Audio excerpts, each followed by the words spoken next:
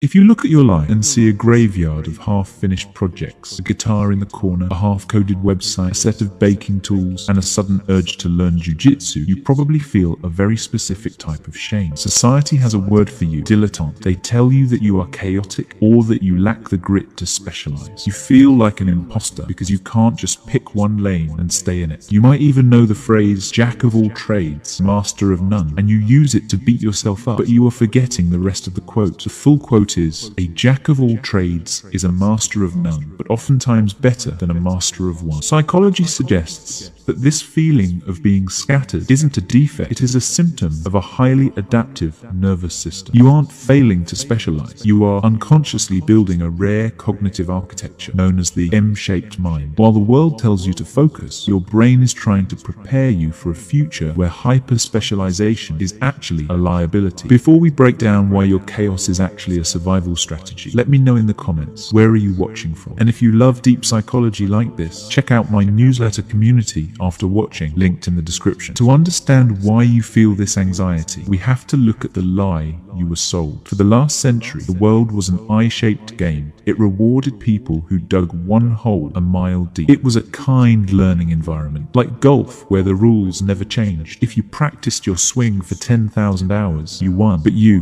don't live in a kind environment. Your brain instinctively knows that the modern world is a wicked environment. The rules change every day. In a wicked environment, a specialist is fragile. If the industry changes, they are obsolete. Because of this, you naturally drift. One year you are obsessed with electrical wiring and HVAC systems, and the next you are deep into yoga, heavy lifting, and DJing rave music. To an outsider, this looks like a chaotic personality. They might call you a strange man or unfocused, but what you are actually doing is gathering data points from disparate domains. This is where the magic happens. Psychology calls this far transfer. The specialist uses near transfer. They solve problems they have seen before using the same old tools. But you use far transfer. You take a concept from one completely unrelated field and apply it to another. Think about the web developer who used to be a beekeeper and a farmer. On paper, those things have nothing to do with coding, but that agricultural experience allows them to understand organic systems and growth cycles in a way that a specialist coder who only stares at screens could never grasp. They aren't just writing code, they are cultivating an ecosystem. That is far transfer. That is innovation. You feel like an imposter because you aren't the best at any one thing, but you are failing to see that your value isn't in your depth, it's in your synthesis. Now, understanding that your curiosity is a superpower is a great relief, but it doesn't solve the immediate crushing problem, the burnout and the feeling of being behind in life. You see people your age becoming senior vice presidents or lead engineers, and you feel like you're still at the starting line because you keep switching tracks. This happens because you are misunderstanding the geometry of your own potential.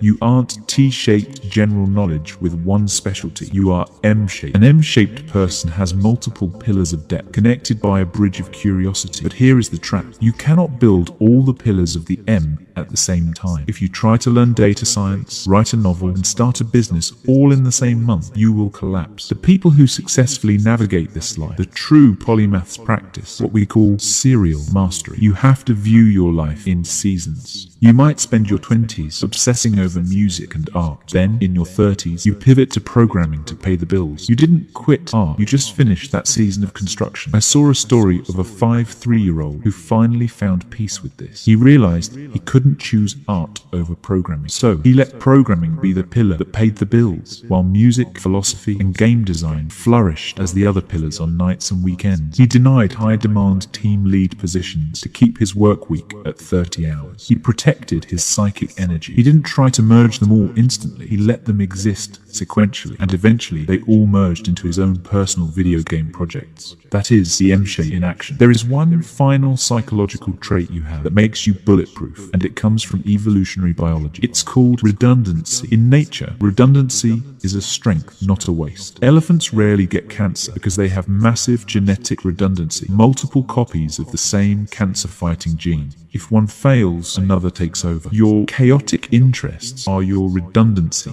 If you are just a specialist software engineer and AI takes your job, you are terrified. But if you are a software engineer who also knows how to do electrical wiring, fix HVAC HVAC motors and teach English, you are unbreakable. You haven't been wasting your time dabbling. You have been engaging in strategic adaptability. You have been building a safety net of skills that ensures no matter what happens to the economy or technology or the job market, you have a pivot ready. So stop apologizing for your graveyard of hobbies. Those weren't failures. They were semesters in the university of your own making. You were never meant to be just one thing. You were built to be the bridge between worlds that others can't even see. If you are ready to embrace your M-shaped future, drop a heart emoji in the comments to show you're putting it all together. And if you want the deep dive research on how to structure your seasons, subscribe and check out the newsletter community in the description.